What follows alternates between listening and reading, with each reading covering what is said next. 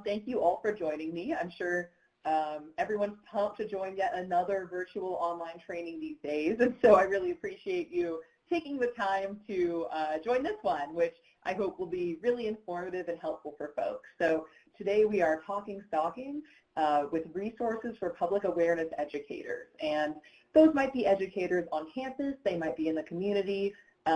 There's really a variety of places where public awareness education can, and in my opinion, should take place. My name is Dana Flightman. I'm the Associate Advisor of the Stalking Prevention Awareness and Resource Center, and I'm truly delighted to talk you through these resources. Awareness education is really near and dear to my heart, so I really appreciate you all for doing this work and for joining to learn more about some of what SPARC offers. In my observation, there's not a ton of awareness education going on around the crime of stalking. So Gail, if you could pull up that first poll, I'd love to get just a sense with the folks joining us, and this will be anonymous, so you're not going to get in trouble or anything. But I'm just curious, you know, does your organization provide any stalking awareness training? You're saying not yet, but of course after this webinar you'll be all over it. We kind of mention it as part of dating abuse, or yeah, we do standalone. So I'll give you a few seconds to fill that out and get a sense of it.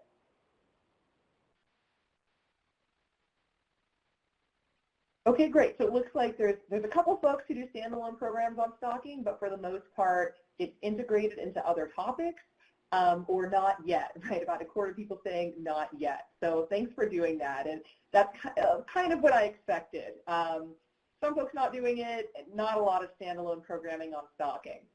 And then a second question, which is related to the first, overall, how would you rate your stalking awareness offerings at this time? Are you like, oh yeah, we're always talking stalking? You think we mention it now and then, or you're like, we got to do more? And again, you won't be in trouble. That's why you're on this webinar. So I'll give you a few seconds to fill that out.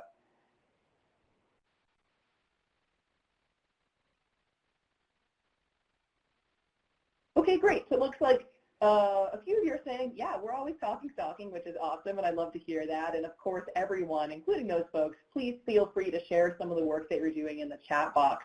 But more people are saying, we don't really do it, or we mention it now and then, but probably my guess would be not on the same level as dating abuse and or sexual assault. And I do trainings on stalking all over the country for audiences ranging from law enforcement, campuses, victim advocates, social workers, mental health, all across the board. And I usually start the training by asking folks if this is the first time they've had the opportunity to attend a training specifically on the topic of stalking. So these are folks in the field. And usually half of the whole room raises their hand. So in other words, even within our field, our criminal justice, domestic violence field, many seasoned professionals who are doing great work have not received the training on stalking. And so we know that our general public isn't either. Stalking tends to be kind of an afterthought in our field. It's often domestic violence. There's 4 major crimes of the Violence Against Women Act, right? It's domestic violence, sexual assault, dating abuse, and stalking. It's always kind of and stalking. We almost called our website andstalking.org. And so I hope by the end of this webinar, you're thinking through some of your organization's efforts and the great work that I'm sure you're already doing, and moving that and stalking a little bit more to the beginning of your sentence and seeing how you can incorporate stalking education into your other programs, as well as offer or continue to offer some standalone programs on it. So SPARC is funded by the Office of Violence Against Women. Our website is stalkingawareness.org. Part of today, I'll be talking about a lot of resources that are available on the website, so I'll try to point that out. If you're thinking, well, I'd kind of like to know a little bit more about stalking before I go teaching about it, we have recorded webinars on there to help you get familiar with the content. I'm not doing that today. I'm kind of assuming we're all in the know, but we have those resources, and we can provide more for you. And we have practitioner guides specifically for awareness educators as well. So lots of information on there. We're also on social media. Our handle is at @followuslegally. If you get our sixth sense of humor at SPARC, if not, it'll be a long afternoon for you. So really your call either way. These are just some of the things that SPARC offers, and so awareness education is just one small part, or really providing awareness educators with resources is just one small part of what we do. and we see it as part of a more holistic, complete approach to recognizing and responding to stalking. So today, here's basically what we'll talk about. First of all, why public awareness? Why is it important to do that? I'll go over some tips to incorporate stalking education into your existing programming, which it sounds like some of you are already doing, so some additional tips for that. Standalone programming and activity ideas, and then an overview of the new Know It, Name It, Stop It curricular resource, which was just made available the wee hours of morn on the Stalking Awareness website. So definitely, if you want to follow along with that, that might be helpful. And then finally, a few suggestions for spreading awareness year-round and sort of bolstering that programmatic effort. So why public awareness? Hopefully I don't have to give you too hard a sell, because if I did, you wouldn't be on this webinar, so you must have seen some utility there. But most of what SPARC focuses on is improving the system's response to stalking, and that's really critical. And I'm sure that's what a lot of your work entails as well, that system's response to victims and survivors, and possibly holding offenders accountable. But the truth is that as important it is to improve our system, which absolutely it is, we have to realize that the vast majority of victims and survivors never enter the system. They don't call the victim advocate. They don't call law enforcement. They don't go to their Title IX office, because they may, for a variety of reasons, they may not know what's happening stalking, they might minimize it, etc. Distrust of law enforcement, not wanting to involve authorities. I mean, there's many reasons why, but we're missing most people, even in our system, right? So public awareness can really help make sure that more people know how to identify stalking, take it seriously, and then start seeking those system resources that, of course, we're simultaneously working to bolster. So it's really two parts, two halves of the same coin, two sides of the same coin. So we're going to watch this first video that's called Why Learn About Stalking. And this video is actually one that you can use and share, and it's the first video in the new Know It, Name It, Stop It public awareness program. So we're going to go ahead and give that a watch. I think, Daniel, I lied to you about the order, so I'm sorry. We actually need the Why Learn About Stalking video, the criminal, traumatic, dangerous. I'm sorry. I set Daniel up. Okay, that's it. Thank you. Well, stalking is a really important thing to understand. It is criminal, it is traumatic, and it is dangerous. Stalking is criminal. It is a crime across the United States. That means it's a crime at the federal level, in all 50 states, U.S. territories, tribal lands, and in our military justice system. It might be a misdemeanor or a felony, depending on the jurisdiction and the situation. A lot of people don't realize that stalking is a crime, and so many victims are left wondering, well, what, should I call the police because somebody rang my doorbell or drove by my house? And the answer is that victims can consider reporting to authorities as well as documenting the stalking. Stalking is traumatic. Many stalking victims experience mental health impacts, including depression, anxiety, insomnia, and social dysfunction. Quite a few also lose time from work, many lose their jobs altogether, and a significant number of stalking victims choose to relocate. In fact, 1 in 7 stalking victims move as a result of their victimization. It's important to hear from stalking victims and survivors in their own words. This survivor said, "I have given up all hopes of ever having a safe life. For the rest of my life, I will be looking over my shoulder, expecting to see him there." And finally, stalking is dangerous. Stalking often co-occurs with physical violence, including physical assault, sexual violence, and rape. 1 in 5 stalkers use weapons to threaten or harm their victims. And in 76% of intimate partner femicides, that's murder of a female partner by a male partner, in 76% of completed and 85% of attempted, there was stalking the year prior to that murder or attempted murder. And yet so often, these early signs of danger are ignored as, oh, it's just texting, it's just ringing the doorbell. In fact, one researcher went so far as to say that stalking is homicide in slow motion. So what's the good news? The good news is that we have an opportunity, because stalking is one of the few crimes where early intervention can prevent trauma, violence, and even death. When we recognize those early signs, take them seriously, connect victims to resources, and hold offenders accountable, we can keep our communities safe from this prevalent and terrible crime. That's why it's so critical that you learn about stalking and how to know it, name it, and stop it.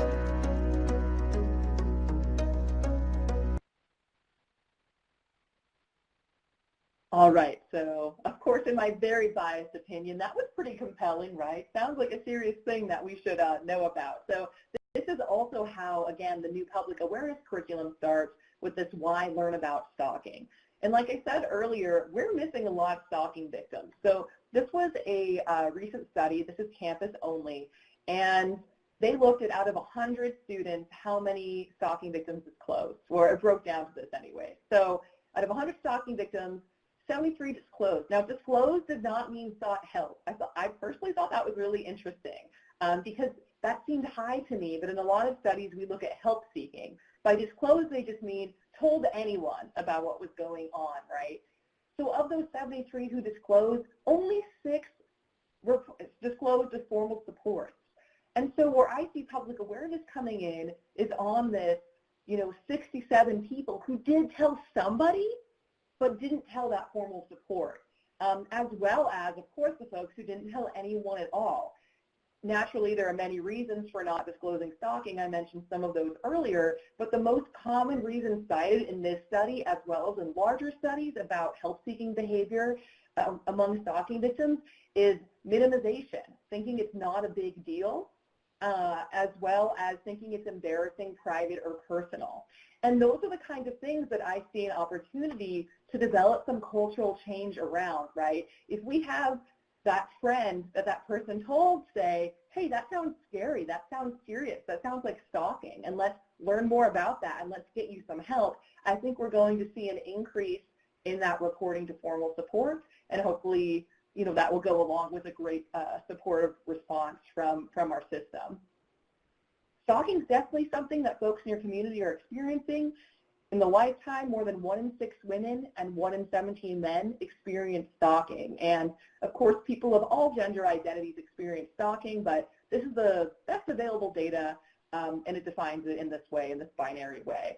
So it's something that no matter what your community is, if you're dealing with domestic violence, if your primary mission is around sexual assault or human trafficking, stalking is integrated into those crimes quite a bit. And the victims you're working with are dealing with this crime, so they need to learn about it. They need to know what's going on. So of course, public awareness doesn't solve stalking, unfortunately, but the idea here is that victims and those who support victims informally will be better able to identify stalking behaviors, dispel myths about stalking, recognize potential danger or dangers rather than minimizing, seek that help and resources, and affect cultural change in public discourse. If you think about our sort of national conversation around sexual assault and to a lesser extent domestic violence, those are issues that are brought up much more in a public sphere than they were even 5 years ago. But stalking, for the most part, I don't think has followed suit, or certainly not to the same level.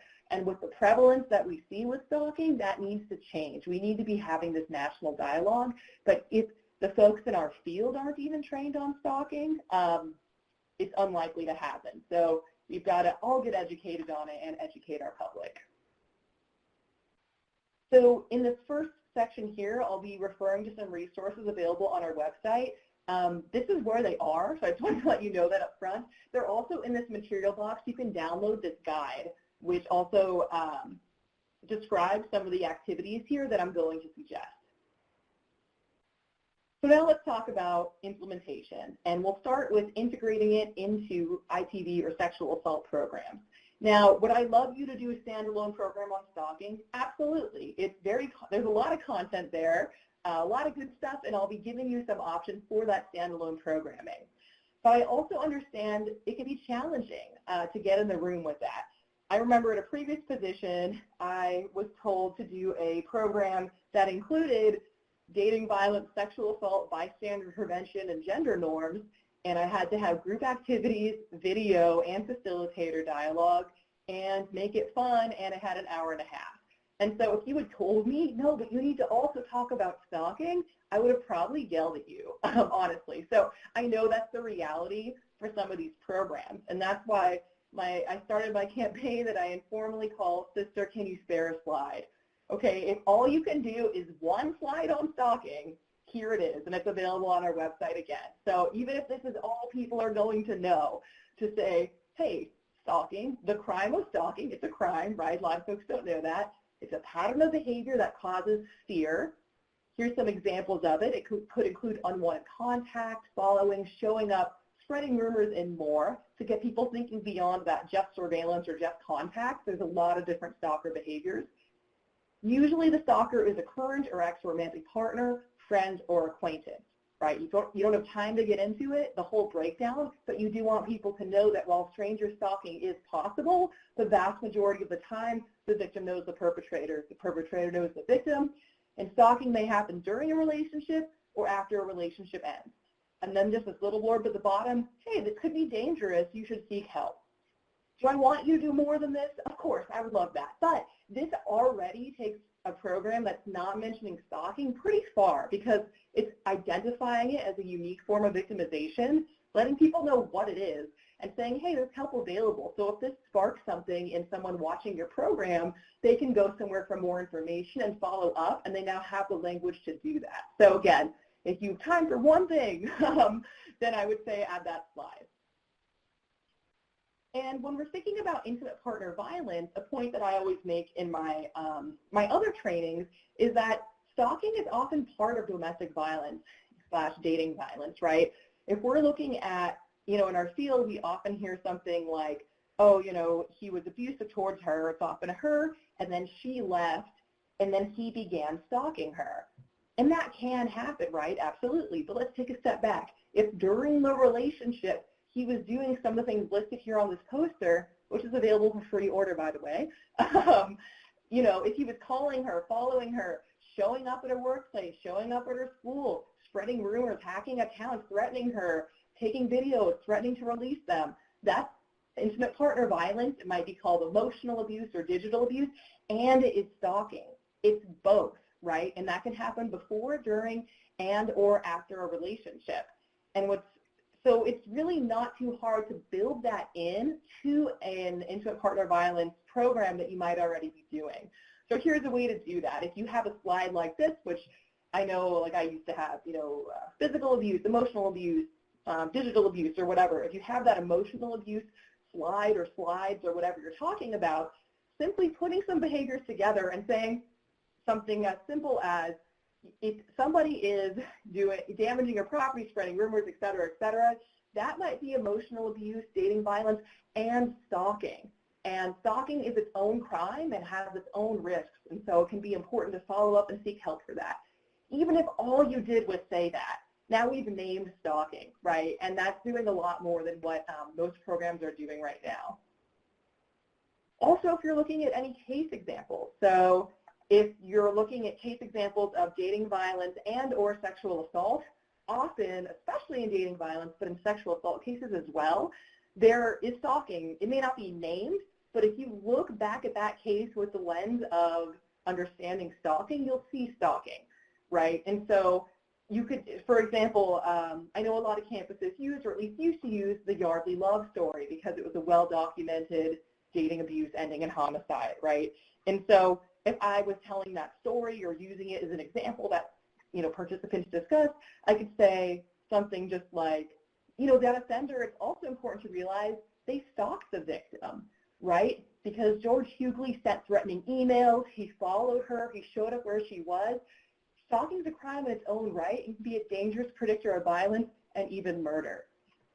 Did not add any time to the program, really, right? I just said that very quickly, but can really help you make that point about stalking and just name it as unique victimization as it relates to what's likely your primary topic, right? In sexual assault as well, if somebody is contacting the victim after sexual assault, or if you're talking about that repeat perpetrator who is grooming a victim for sexual assault, those behaviors are also stalking. And so you can call them that, right? And you can name that as well. Bystander intervention education has been really popular, particularly on college campuses. And it has some possibilities, but also some limitations when it comes to stalking education. The limitation is that stalking, by definition, is a pattern of behavior, right?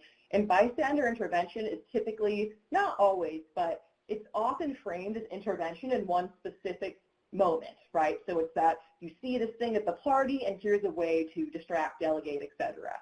But with stalking, we know there are multiple incidents going on. So even if somebody disrupts that one moment, that offender is persistent, and they're going to find the victim some other way because they've targeted that victim specifically. So it's important to frame any bystander programs that you might do around stalking with that knowledge that this doesn't solve it, right? But there still are ways to disrupt, and I would definitely focus on that cultural or norms change around stalking behavior. So if you have these different scenarios, you could have some stalking scenarios. You know, you could have, you know, your fraternity brother keeps texting his ex-girlfriend's roommate, and, you know, again and again, if she's not responding, what do you do, right? And that still is an intervention around that norms change. And so there's ways to practice that and integrate that into the bystander programming that you might be doing. So I keep saying, yeah, name stalking, name stalking. You might be thinking, why? Like, I have 2 seconds. I'm already talking about dating abuse. A lot of these behaviors are part of that. Why is that important? Well, there's a few reasons why. The first is charging and prosecution options. If a participant listening to your program, if they're on campus, they want to go through campus adjudication, or if they want to go through the criminal justice system, or both, having stalking, it's good. Prosecutors want to have a menu of charges, right? And sometimes stalking can be a really good charge.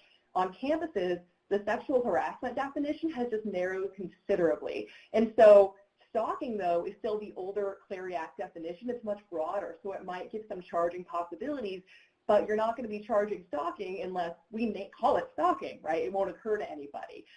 And stalking is a really great charge for prosecutors, and I'll tell you why, especially in an abuse case, right? So if a prosecutor is prosecuting, you know, an incident of domestic violence, they typically can't bring up that time 2 years ago where the offender sent a bunch of creepy pictures to his ex-girlfriend, right? They're going to say that's not relevant to this alleged assault, it's prejudicial, etc. But if they're charging stalking, you can bring in the entire course of conduct and paint a much fuller picture of just how terrible that offender is. So it can be a really strategic charge, and it only gets charged when we think to charge it. And you know, most victims, when they come to you, they're probably not going to say, I'm experiencing stalking, and so we're trying to raise that awareness so that they can articulate it, as well as raise the awareness in the field so that when victims come to us, we can hear and receive what they're saying and be thinking, huh, could this be stalking, and react appropriately. Of course, not only around those charging options, but around safety planning. Stalking is dangerous, as was mentioned in that video earlier, right? It is a dangerous crime. It often intersects with weapon use, lethality, sexual assault, physical assault. And so and it's its own form of victimization, in addition to a trauma that can be lifelong, and a lot of mental health issues that are created because of the stalking case. And so if we know what's going on, we name it as stalking, then we can safety plan around that and kind of activate the right tools to help that victim and to educate that victim further. If we don't call it stalking, we miss that opportunity if it's just swept under the rug as, you know, oh, this part of emotional abuse or whatever.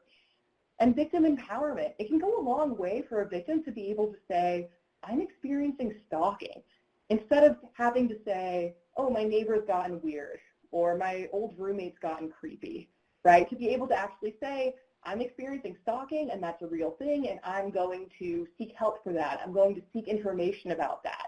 I think that's really the most basic and critical thing that public awareness education can do by just simply naming stalking in your programming. So finding a way to do that is really critical.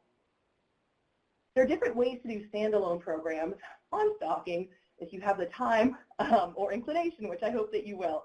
So there's different approaches here.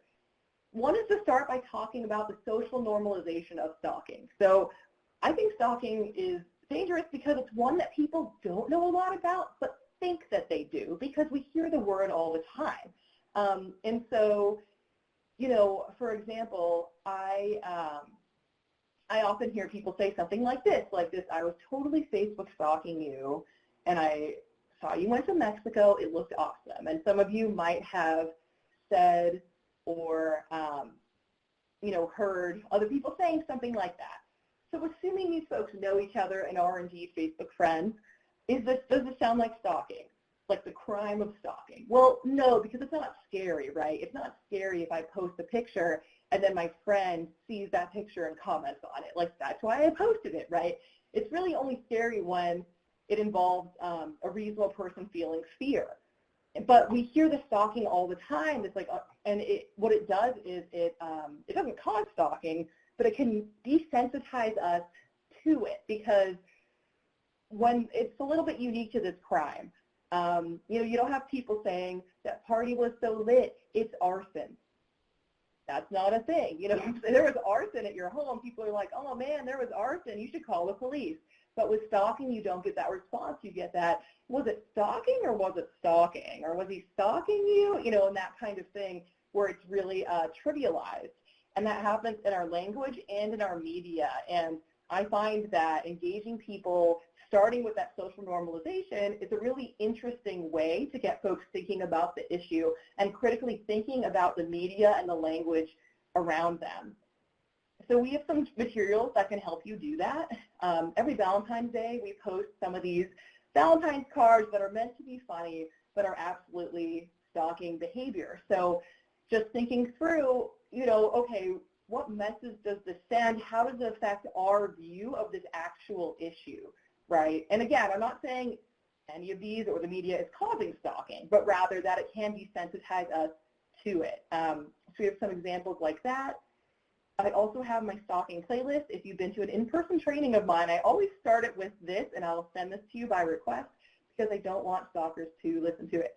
It is 2 hours of music, all normalizing stalking, all different genres, making it seem sexy or funny or romantic or some variety. And so it just kind of helps to illustrate this background soundtrack, if you will, of the social normalization of stalking. And I know some educators have used that and asked students and participants in programming to bring some of their own.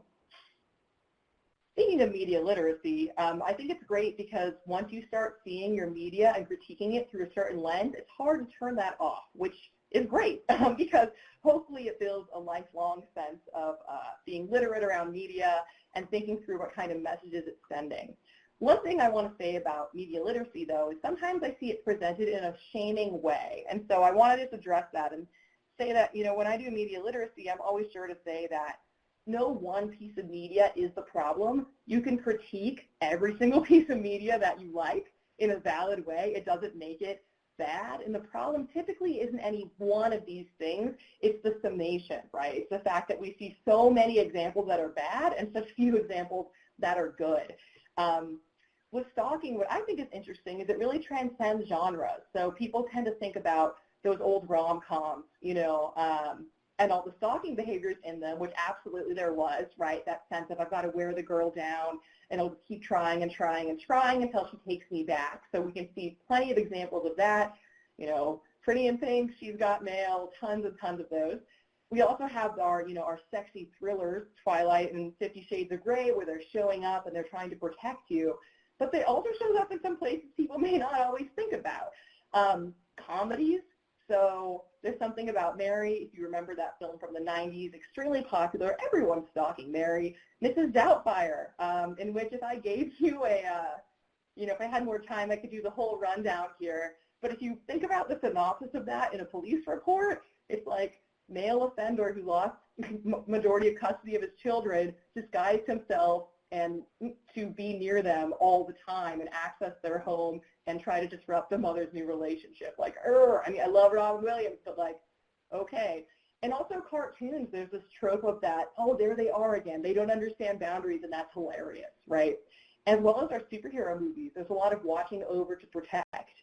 You know, Spider-Man's got to watch Mary Jane so he can swoop in if she gets in trouble. And of course, that's a rationale that stalkers use to exert power and control. So we're going to watch just a 1-minute video, and this is also available on our website if you want to make this point more succinctly than I just did about media normalization.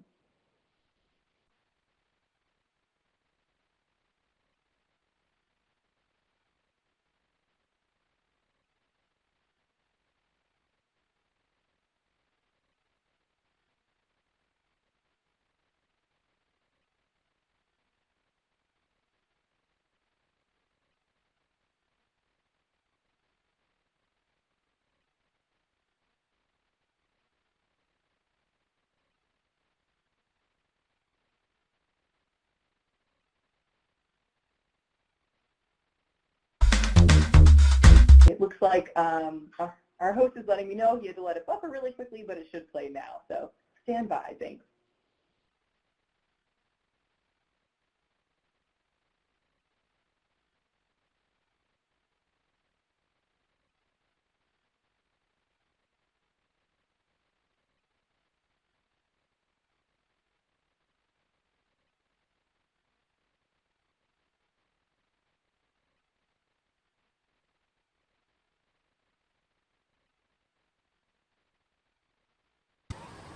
I'm stalking.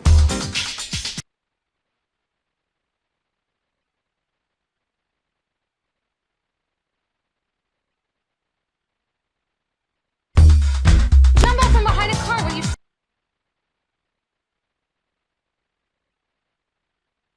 stalking me? Are you crazy? All right, unfortunately, we're having some issues with that video on here, so sorry about that. Hopefully you get the gist of it, and they're available on our website under awareness and videos, so feel free to watch and share. It's only about a minute long, so I don't want to hold us up waiting for it, but just to get people thinking about this. So, of course, there's many ways you could do a program about this. You could watch the media together and critique it. You could ask participants to bring in examples. You can divide them into groups and have them view media that is presenting stalking in a false way in a variety of different ways. Again, it's not just the romantic, it's also that it's presented as funny and having no consequence, frequent in sitcoms, cartoons, stalking to protect you, stalking because you can't leave me. There's a variety of sort of sub-genres of that stalking is okay because, right, that you can analyze in media. So this is a slide we have available, and we have a few slides on our website about stalking in media that you can use to frame your larger program.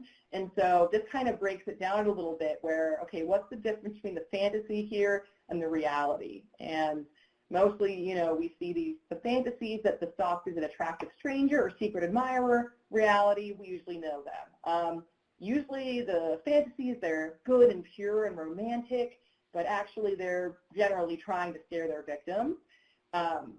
We have this fantasy that the stalker's actions will be sexy or flattering or at least harmless or funny, but that's not true. Stalking can escalate quickly and can be really dangerous, and that the target or victim should feel amused, flattered, or affectionate. You know, that, oh, it's just them doing their thing, but actually stalking by definition is something that makes somebody feel afraid. And so, of course, that's a shortened version, but you can frame a larger discussion about stalking in media with slides like these, or have students and participants build them themselves. You know, what is the fantasy around stalking? And then not correct them in a, you know, overly pedantic way, but and then kind of counter with, well, what's the reality and where do these not align and why could that be a problem? That could be a really interesting standalone program. This is another slide that's available for your use. What's the impact? And again, not saying that the media causes stalking, but it does have some real impact on victims, their potential support systems, as well as us as responders. I think the big one is that it builds empathies with stalkers rather than victims, because typically these stories are told from the stalker's perspective. We know he's just a good guy, he's just doing a little too much, or whatever, and we don't see it from the victim's perspective, which is, wow, this person keeps showing up at my home, and how do they know where I worked? And so it can lead us to assume, oh, the stalker probably is trying to do the right thing, they might just be a little bit misguided, when that's not true, which of course can lead victims and potential support to victims to dismiss or minimize their experiences. misinform folks about the dangers and realities of stalking, and ultimately create an environment where stalkers get away with it. And again, I know this, I'm talking about public awareness, but I believe this impacts us as responders as well, because I've also seen that response to victims of, well, is it just stalking? You know, as if it's kind of this milder sort of cousin of domestic violence. And the truth is it's not the milder cousin. You know, it's just as serious, can be just as lethal. And we need to have people identify and recognize that. Whenever I do this training, people ask me, have you seen You? Have I seen You? And I'm like, yes, I've seen You. And if you want to watch it and not have fun, I wrote 2 discussion guides on it. So one for season 1, one for season 2. So because it came out around the winter holidays last year, a lot of campuses did these programs for Stalking Awareness Month in January, and I heard good things about it. So there's, you know, discussion questions. It's specific to the show. I've also heard, I remember this one campus shared with me, and I can't remember which one it was. So if you're on the webinar, please let me know, because I'm not trying to claim this was my idea.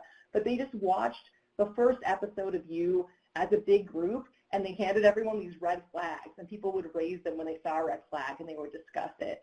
And so there's a lot to unpack and discuss in this show. I will say that what I like about You is that it presents stalking as stalking. You don't walk away from the show thinking that stalking is harmless, right? You definitely see the, spoiler alert, you see the harms, right?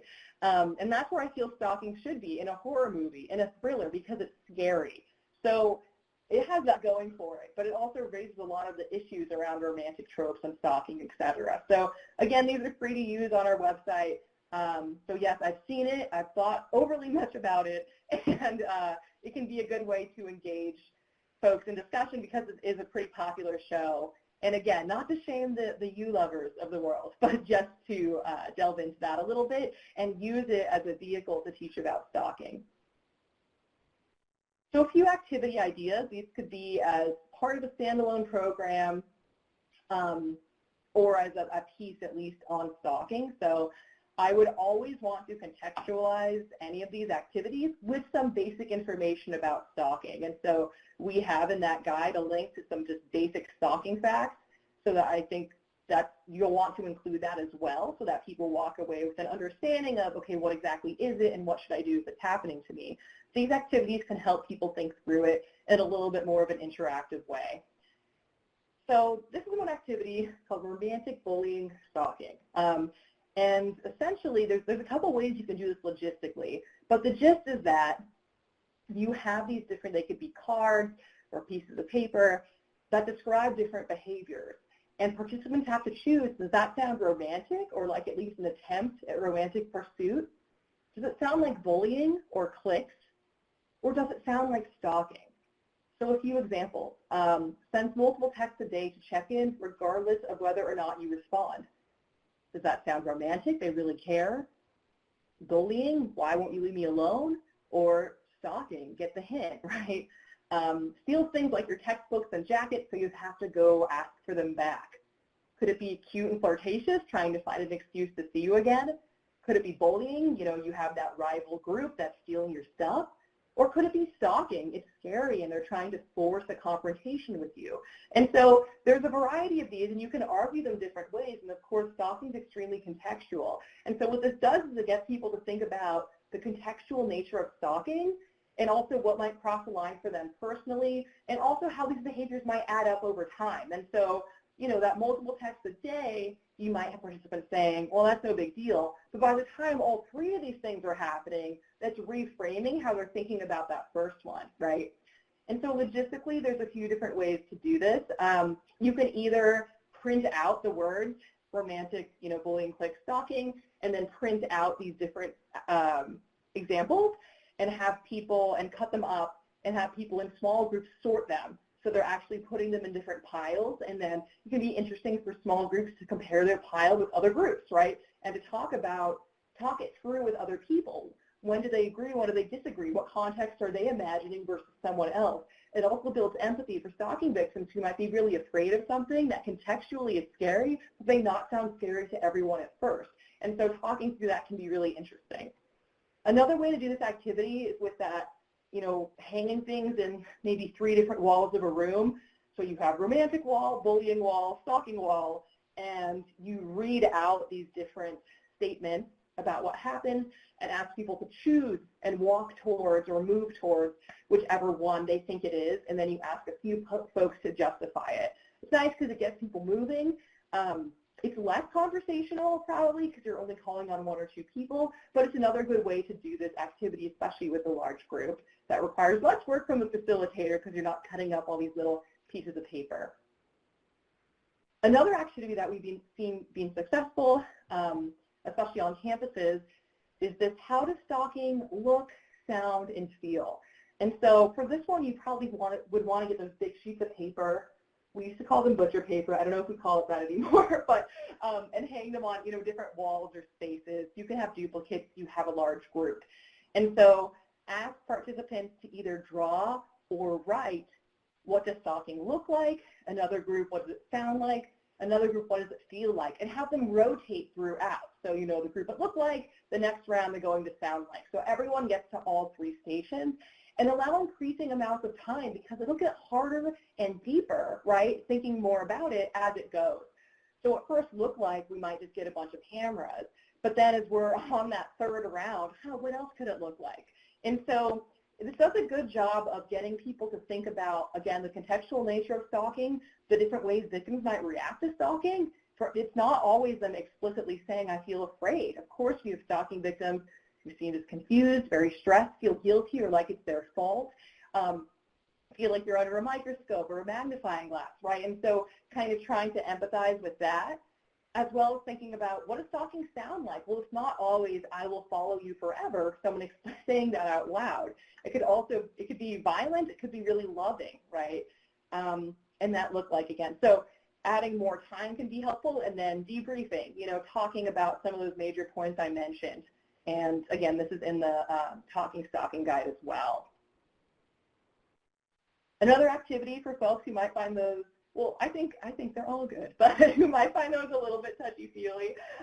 This is one that I use in my trainings with professionals when I'm doing a full day training and have time. And so there's these different cards that describe different potentially stalking behaviors.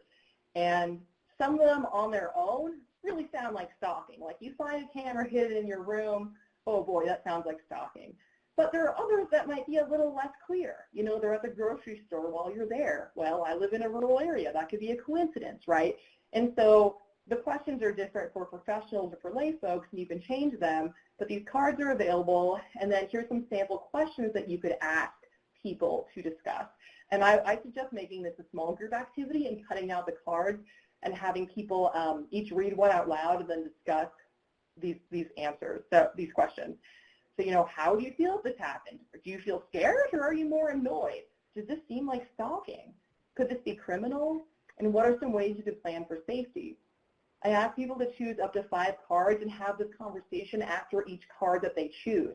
And so again, similar to the point I made before, maybe they show up at the grocery store, if that's the first one you pull, you're like, no big deal. But then there's this fake Facebook account, and then there's that camera. Okay, now this is starting to sound like stalking.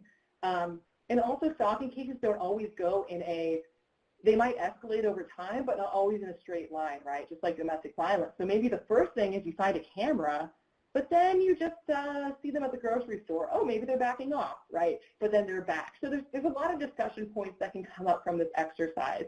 I'm thinking, and these are all common stalking behaviors. So it points out that contextual nature. So now I'm going to highlight some of the major components of this new public awareness curriculum. So you could add those activities or a conversation on media literacy to this. You could just do this. You could just do parts of this. I've been around long enough that I know folks are going to pick and choose and do what they're going to do. And that's what this is designed for. We understand that.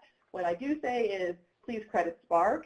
And please always contextualize stalking with information about stalking. Don't let it stand alone to the point where we're not really educating people or driving them to a place where they can gather more content. So we've had a public awareness curriculum on our website for a while, but we just redid this one. So here are the program components.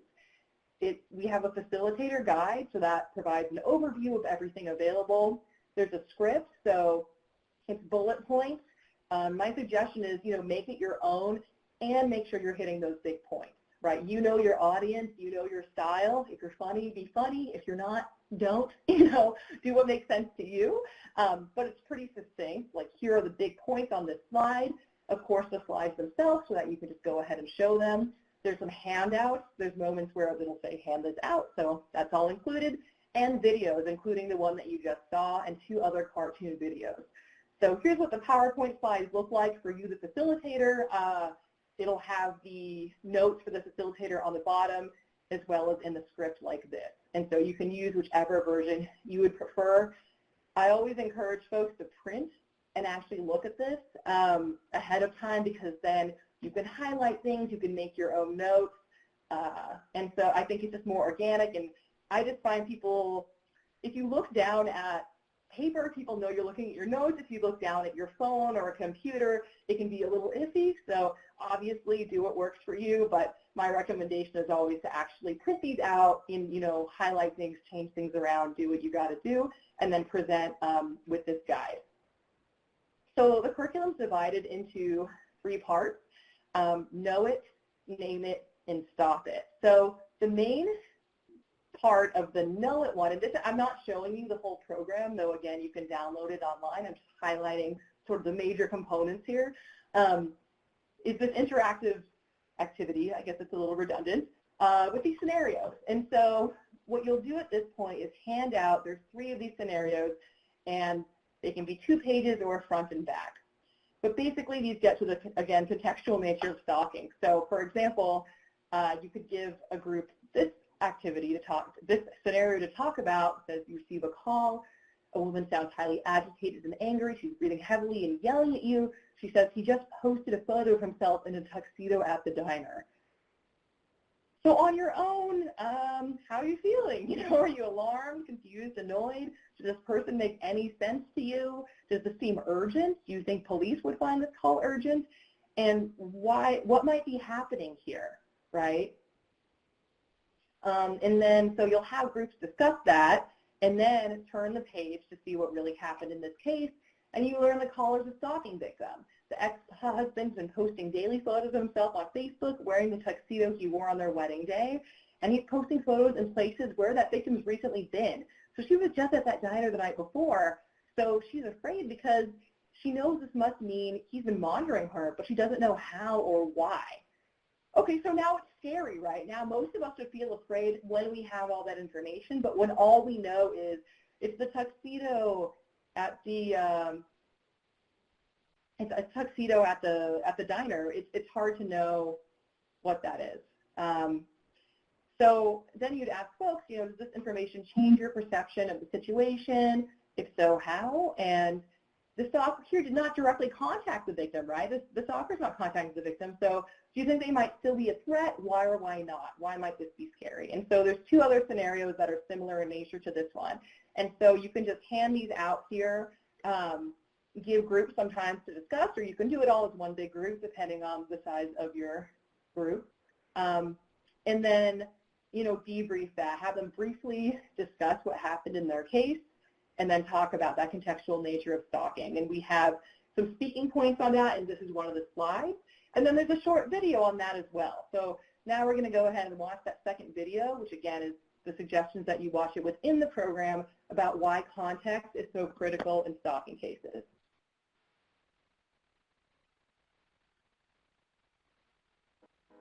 So why take the time to learn about stalking? Well, stalking is a really important thing to understand. It is criminal, it is traumatic, and it is dangerous. Stalking is criminal. It is a crime across the United States.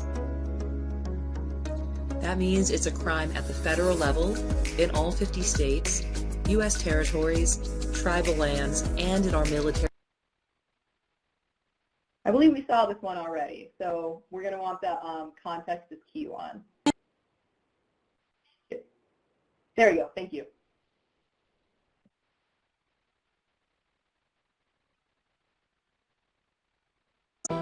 Context is critical in in stalking cases. It's really everything in stalking cases, because a lot of times what seems the scariest to a victim or survivor may seem benign or even nice to an outsider. For example, let's say a victim returns to her desk at work and finds roses. She might become very scared, thinking, well, does the stalker know where I live? How did they find me? Maybe the stalker even said something like, I'll send you roses the day I kill you. Meanwhile, her coworkers are saying, oh, this is so wonderful, and have no idea why the victim's reacting the way that she is. So if you don't understand why a victim's so afraid, you can simply ask them, why was that scary to you? What message did that send to you? Can you tell me more about that? There are multiple studies that show that victim fear is an excellent predictor of victim danger. In other words, if the victim's afraid, there's probably a good reason. Not all victims of stalking express fear the same way. In fact, some may not express fear at all. Some victims may seem more annoyed, sad, angry, or have no apparent reaction whatsoever. Different people react to trauma differently, and that doesn't mean they're not experiencing fear and/or emotional distress. So to summarize, something may be scary to a victim that doesn't seem scary to an outsider. Stalking behaviors often have specific meanings only understood between the victim and the offender. And even if a victim isn't outwardly expressing fear, there may still be fear and still may be stalking. Context is key to understanding stalking and gaining the tools to know it, name it, and stop it.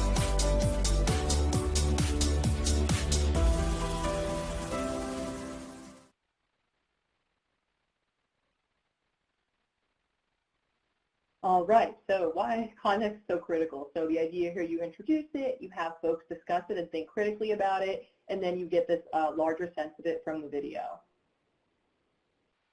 Again, there's more slides in there, but I didn't want to show them to all of you. So part 2 here, so let's know it. Okay, now we know what stalking is. We know it may not look scary, but actually it might really be scary. You know, it's criminal, traumatic, and dangerous. How do we go ahead and name it? So the main part of this section is a group activity, and that's the Peggy Clinky story and discussion.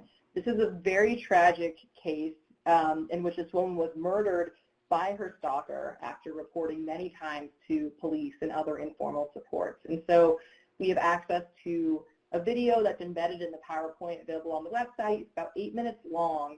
And so you'll want to do a trauma warning around this, because at the end there is a 911 call that's graphic and it can be really upsetting, and contextualize it by thinking about some of the different stalking behaviors that Peggy might experience. So people can be thinking about, oh, it wasn't just the calling, it wasn't just showing up, it was a variety of these compounding and adding up over time. And so in this section, you would watch that video. If you don't have access to show a video like that, there's also an article available that's testimony from her sister, Debbie Riddle, so you can have groups read that instead if you don't have the AV capability. And then there's some discussion questions there. So this is another slide that's in here, and it really points out to people that it kind of diffuses that myth of the stranger, secret admirer, stalker. So it's one that you might want to include in your media programming as well, that over half the time the stalker is a current or former intimate partner. It may also be an acquaintance. It can be a stranger, though it's relatively rare, a family member, or a person of authority. I think whenever you share a stalking case, you want to share how does it fit into the larger trend of stalking cases, and which ways is it illustrative of a larger trend, and which ways might it not be as typical. Because a lot of times the stalking stories that are called stalking and get the most attention and response are those stranger stalking cases that fit in with our tropes around those secret admirers or obsessed strangers. And while that can happen, it's relatively rare. And so this is an intimate partner stalking case, is the Peggy Clinky story. So you want to let folks know that's true over half the time, but it's not always an intimate partner. And so in whatever programming you're doing, make sure that you highlight that, because if you're in a domestic violence space, it can be really easy to default to those intimate partner stalkers, and I can too. And so, you know, thinking about it could be an acquaintance, it could be a stranger, it could be a family member. And I encourage you all to think as well, in your organization, are you serving all victims of stalking, whether they're intimate partner or not? And if you are, that's awesome. Do they know how to find you, right? And if you're not, do you know where to refer them? But anyways, that was a little bit of a tangent. That's not something I mentioned in the public awareness training, but just to talk about, okay, now we're going to name it. What does stalking really look like? Who are stalkers? What are the relationships like? And then the last section, stop it, right? So now what are we going to do about this now that we're all riled up about it and educated on it? And so this includes the last video in the curriculum, which is a video about supporting others and ways to talk to a friend. Like I said early on, that's who most victims talk to, and that response can be really critical. So if you're worried about a friend, which many of you probably recognize, is also a great engagement strategy, because when people are learning how to help a friend, they're really learning how to help themselves as well, but they may not want to articulate that for a number of reasons, right? But a lot of times people find it more empowering and are more receptive to hearing, well, what do you do if someone you care about is experiencing this, right? So it can help to build that support as well as for them to think about it in their own lives. Just a couple minutes long, we'll go ahead and watch this video. Most victims of stalking talk to a friend, family member, or someone else they know and trust first before deciding to seek additional help. That person's response can make a huge difference. If the victim's fears are validated and taken seriously, they're more likely to tell others, as well as to seek additional help from law enforcement, victim service providers, or other community resources. If someone tells you that they're experiencing stalking, believe them. Many victims blame themselves, so remind them that the stalking is not their fault. Nothing that the victim did or did not do justifies the stalker's behavior. If you see or hear from the stalker, do not share any information about the victim, no matter what the stalker says. Don't just have one conversation, check in with your friend using the communication medium that they prefer. Encourage the victim to make a safety plan and to seek local services to help them do so. If you aren't sure where to start, Victim Connect can help make a referral to local resources. Stalking victims can also complete an assessment at coercivecontrol.org to learn more about the risks in their stalking case. And the Stalking Prevention Awareness and Resource Center has some general information about stalking at stalkingawareness.org. Remember, victims are the experts on their own lives and safety. Friends like you can provide the information, options, and support to help them make the right decisions for themselves. Together, we can know it, name it, and stop it.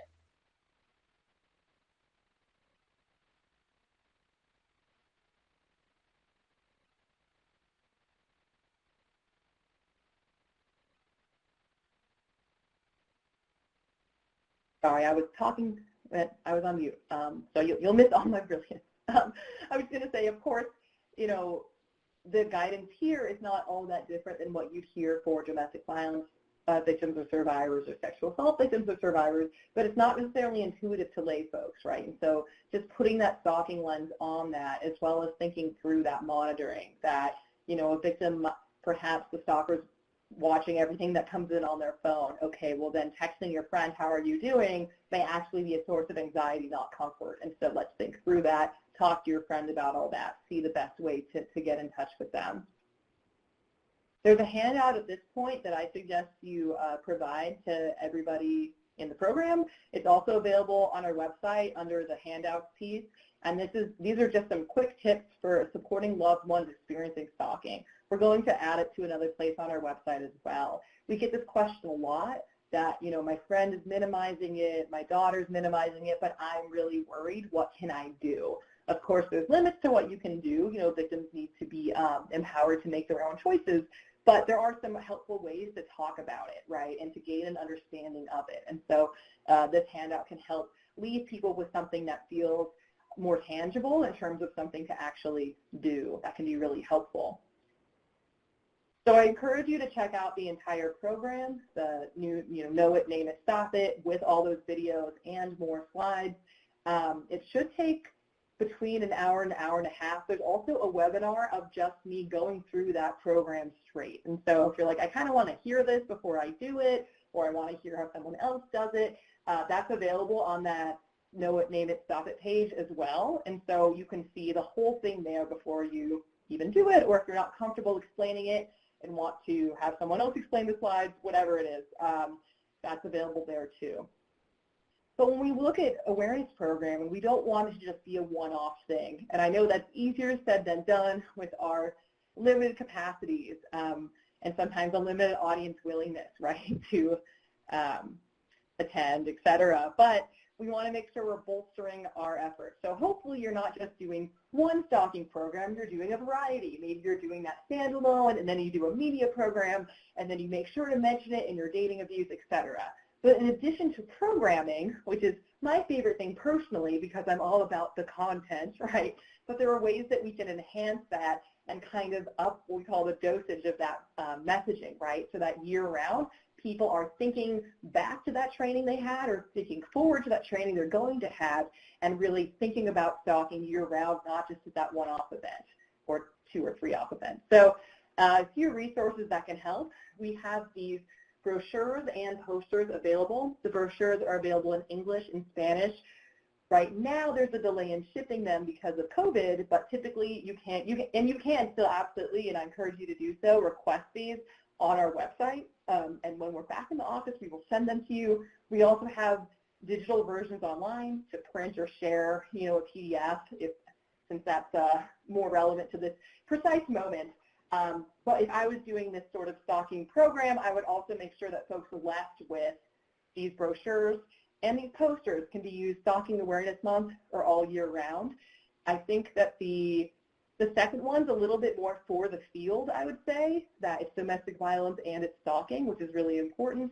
For general public, that idea that it's not just a little weird, it's not just no big deal,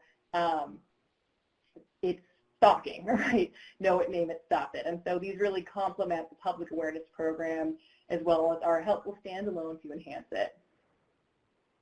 And as you hopefully all know, January is National Stalking Awareness Month. And so what I've seen is that sometimes the places that do really great events and awareness materials for Domestic Violence Awareness Month in October or Sexual Assault Awareness Month in April don't always necessarily know or think of Stalking Awareness Month in January. And of course, it's important to build awareness about stalking year-round, but if you're looking for kind of a time that you can better justify this to the powers that be or what have you, or looking for a theme, January is National Stalking Awareness Month. So in addition to these trainings and programs that we encourage you, of course, to lead on your campuses and in your community, we also have social media campaigns. So we have a new one every year. We have posts for Instagram, Facebook, and Twitter. Every day in the month of January, we release new videos. SPARC, we always offer a couple of webinars for professionals in the field. And so, again, last year, I guess this year technically, because it was January, some campuses did the U discussion guide, they did some public awareness programming. We saw campuses sharing our materials, or you can make your own. So just wanted to make sure folks were aware of that, because it's a good time to center that. Another way to extend the message is to just continue to share stalking news, cases, and resources on social media. I suggest you kind of do an audit of your social media.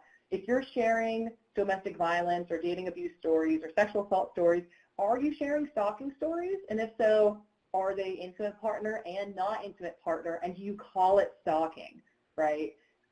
Integrate stalking into other awareness months. So again, it's part of the adolescent stalking. We have a webinar specifically on that recorded on our website. And SPARC also, honestly, just if you follow us, it's the easiest way because we'll always have intersection posts, right? Like we have an infographic on sexual assault and stalking. We have an infographic on domestic violence and stalking. We have a webinar on teen dating and stalking, and we have different posts that are sharing studies and facts about that. And so it can be a nice way to kind of invigorate those efforts as well, because instead of sharing the same thing, okay, now we're looking at a different perspective at intersection. And so I suggest you do that there. And reach out to SPARC for training on recognizing and responding to stalking for staff, because again, these go hand in hand. We need our general public to be aware of it so that victims understand it, report it, take it seriously, and when they enter that system, we want our system to also be able to treat them with the respect and take stalking as the urgent crime that it truly is. And so if you're thinking, we don't do much around stalking, in whatever capacity that is, please feel free to reach out to us for training on that for your staff, right, so that we're bolstering both the public and the professional response. If you're thinking, I might pick and choose from these, or I already have a program, I know a couple folks shared in the chat that they did a program where they posted large banners. I'm just going to say it out loud so everyone sees it. I think it's such a great idea. She said, I use large banners that just say stalking is, then ellipses, and then a tabling event on campus, and then passerbys take a post-it and they finish the sentence. And then they also, of course, hand out stalking awareness materials and tabling, and they also created some guidance. So I'm really excited to check that out. But yeah, that's a great activity, right? Just to build awareness. But if you're doing anything like that, sounds like you've got it on lock. I don't want to say names, I know they'll be taken out, but you have it on lock, person who wrote that in. But if you're developing new activities, you have questions, you make your own slides, you're not sure, we can provide guidance on that. And I've done that quite a bit before. So if you're developing a program for your campus and you're thinking, I want to incorporate stalking education, feel free to reach out. We're happy to take a look at it and offer feedback or ideas. If you're working in a specific community and saying, I really need to see some campus cases. I need cases that feature victims who are from communities of color, for example. We try to keep track of stalking news and different examples and videos and technologies and et cetera. And so you can definitely reach out and we'll do our best to send you some examples. Of course, we're not commenting on those cases, where you can just suggest them to you as a possible educational resource to help best reach your audience. As well as relevant research. We get a lot of inquiries about, is there a study about this? Is there a study about that?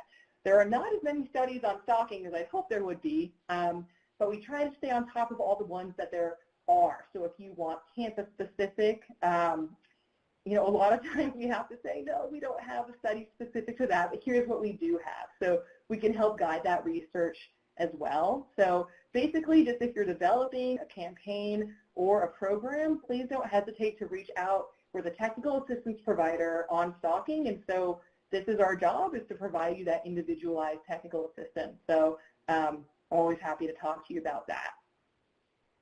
Again, our website, you know it, you love it, stalkingawareness.org, training modules like the one I just highlighted for you all, victim resources. Now, we're not a direct services provider for victims, but we do have some general information because there's so few resources on stalking that we know that stalking victims do end up on our website. So we have some information on what stalking is and some places to start to go for referrals. But I see a couple folks in the chat asking about, where to go for help. Unfortunately, that's not SPARC's purview, or really about educating people in the field on the response to stalking, but we don't do direct service for victims. So if a victim comes to you in your work, make sure you direct them to Victim Connect, run out of the National Center for Victims of Crime, and not SPARC, because all we can really do is what I just did, which is be nice and refer them to Victim Connect. So it does a disservice to the victim.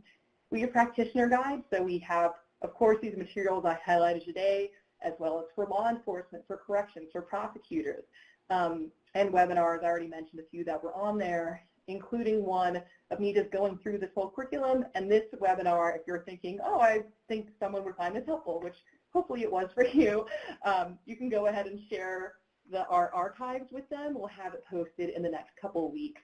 And on social media, easiest way to keep thinking about stalking year-round is to follow us at @FollowUsLegally on Twitter, Instagram, and Facebook.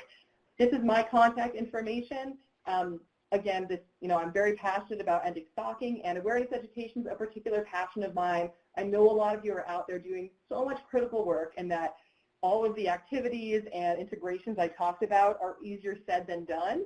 right? Or easier said than to convince someone that you really do need to add it in. So I hope whether it's just being able to now follow us on social media and share something easily, to integrating that one slide, to maybe doing a standalone program, I hope that this has been useful for you and you can see some different strategies with whatever time and resources that you have to integrate, as well as offer some awareness education on stalking.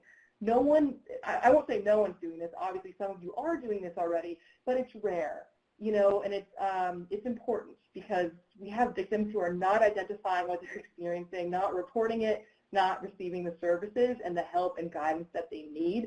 And I know that we can really start that dialogue and be that change and bring stalking and elevate it so that it's discussed on the level of domestic and sexual violence, which right now just simply is not. So again, thank you so much for your attention. I know we have a little extra time, which I never have because I always talk too much. So I'll hold on if folks have any questions. Unfortunately, I'm not able to directly see the chat box, so our host has been relaying some questions to me. I don't see any right now besides where victims should go for help, which, like I said, unfortunately is not really in SPARC's purview, but I'll give you a little bit of time if you have any questions. And again, feel free to reach out.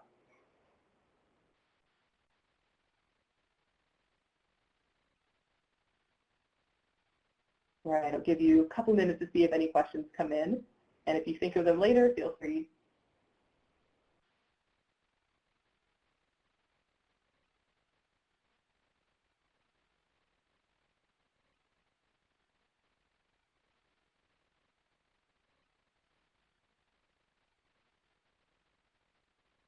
Yeah, someone asked, can I email them the playlist? Yes, if you just email me at this email and ask for it, I will send it to you. Like I said, it's the only reason it's not public like the other stuff is because I don't want stalkers jamming out to it. But yeah, absolutely. And if you think of any additions, that's something that I found has engaged sometimes the less talkative participants in a training. They'll come up to me at the break and say, have you heard this song? Because it's really creepy now as I think about it. And so I think it's a really good tool. So absolutely, I'm happy to email that to you. So go ahead and email me for that.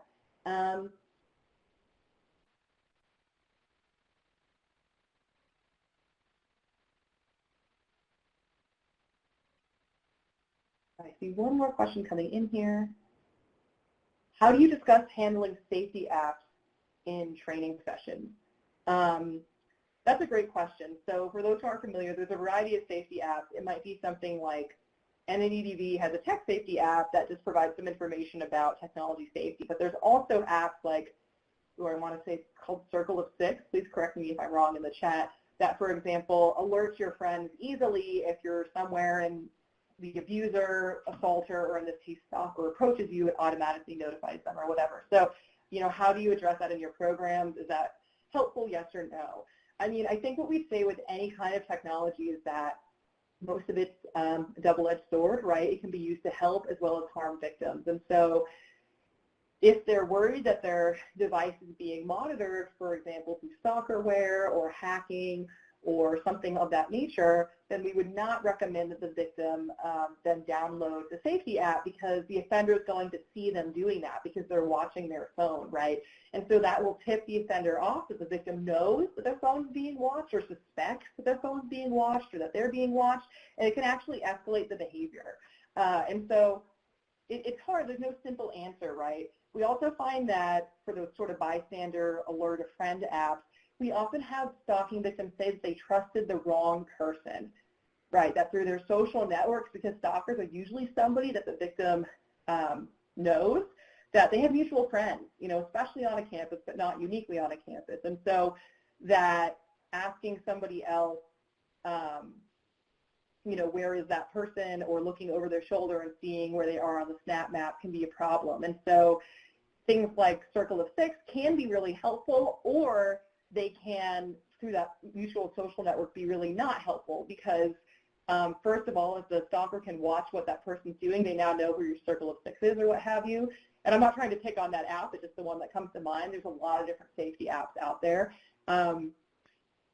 And if they're friends with one of those people, then maybe they access you that way. So we are happy to provide more training on the use of technology to stalk.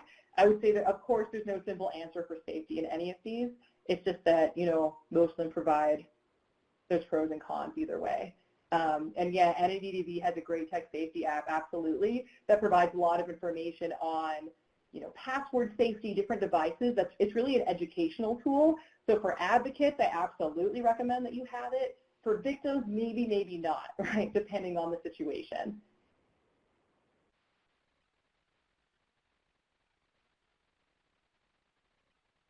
All right, any other questions?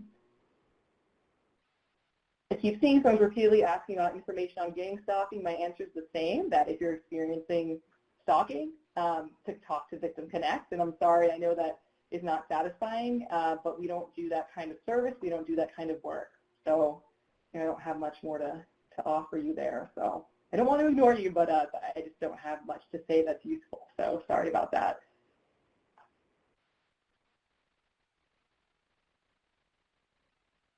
I see some people still typing, so I'll stick around.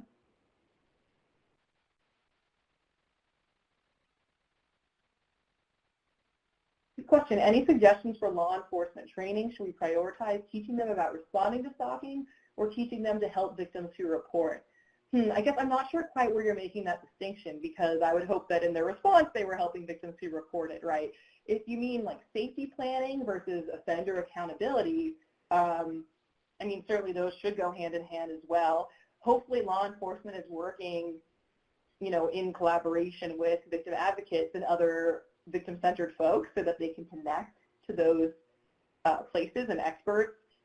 I think when I do a lot of training for law enforcement and criminal justice, and if you want SPARC to train or help you train or whatever it is, definitely reach out anytime. But I think my priority is really getting law enforcement to understand that stalking is sort of what this started with, criminal, traumatic, dangerous, right? Hey, it's a crime. You can hold offenders accountable using the tool of a stalking charge. Like, it is a practical tool.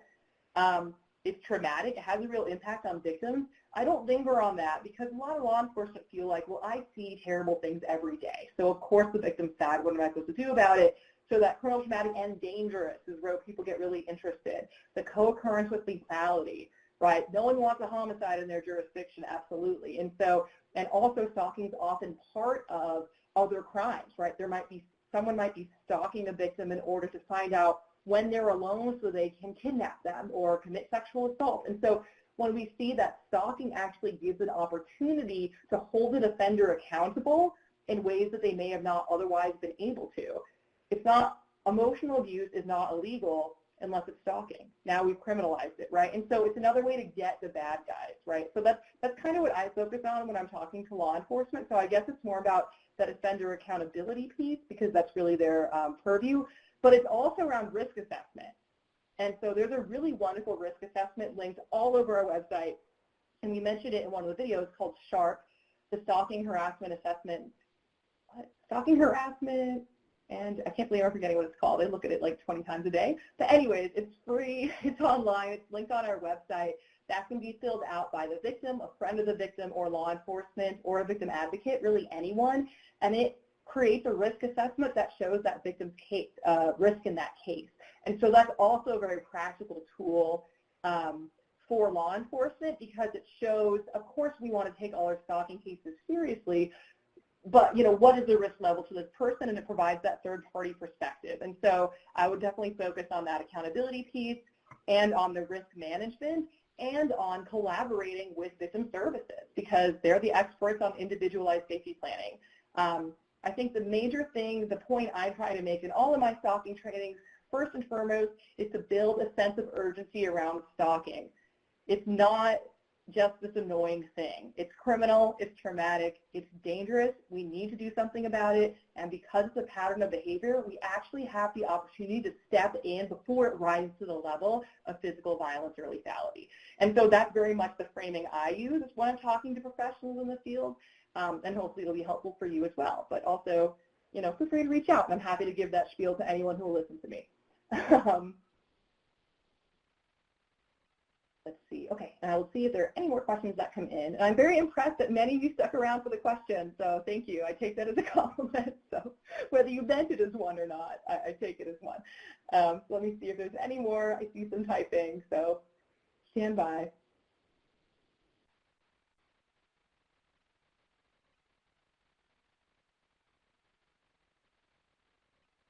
Okay, not seeing anything new, so at this point I'll go ahead and conclude. Again, thank you so much for the time and for all the great work that you do.